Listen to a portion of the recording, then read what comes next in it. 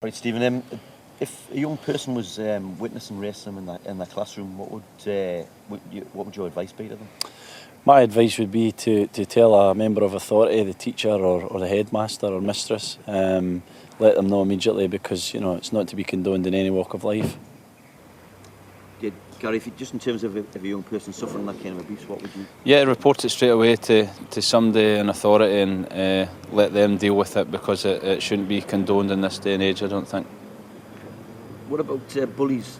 We're looking at bullying in terms of young people getting bullied. What do you think about a bully, and what do you think? Why do you think they do it, Stephen? Why do you think I'm not too sure. I think it's probably an insecurity thing in the bully's case. They pick on the smallest and weakest kid, or a kid that's different, and they sort of target them. And I think that from an educational point of view, it's important that kids know what's right and wrong in that instance. They rally behind the victim, and they make sure that the bullies be made an example of, obviously not by doing the same things back to him, but by reporting them and letting him realise that's not right. And hopefully he's at an age young enough that he can change his ways and become a better person. Same question, Gary, in terms of what's the mentality of somebody like that?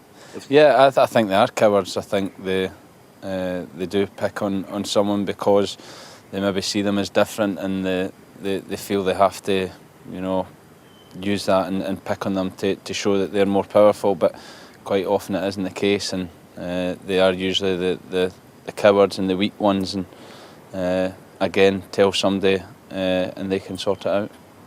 We'll go Gary first, so he's got to doesn't get the second question every time.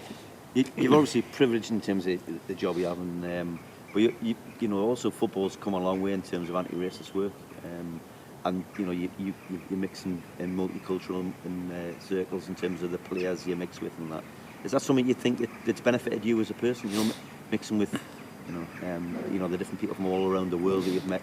Yeah, definitely. I think it does. I think you grow up in your own culture and your own ways, and you can be very set in those ways. But as a footballer over the years, we've worked with many different cultures, different people, and you learn about different backgrounds, and it does educate you to learn to understand these cultures and live with them. And I think the Premiership has so many foreign players now that is a good thing for the British game and British people playing in teams in the Premiership.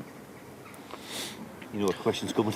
Yeah. But again, just in terms of, for example, we've done a film to combat Islamophobia. Mm-hmm. And, a lot of players know Muslim players. Do you know any? Yeah, we have a Muslim player, Ali Al Habsi, on loan from Bolton at Wigan with us, and he obviously has to have his lunch cooked a bit differently and things like that. And at certain times of the year, he's puts his towel down and prays in the changing room area, and obviously we have the utmost respect for that. And when he needs a little bit of privacy, we do our best to give him it.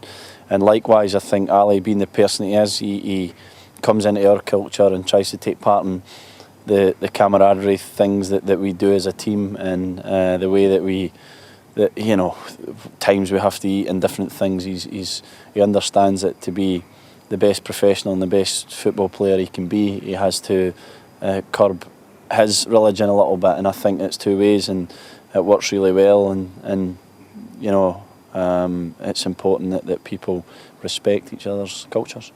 Excellent.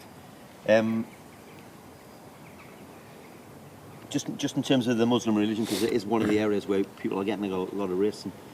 A lot of people assume Muslim bomber. We do work with kids, and if you do word association for Muslim on the board in the classroom, bomber be the next thing. But you work with this lad, sorry, what for? Ali, aye.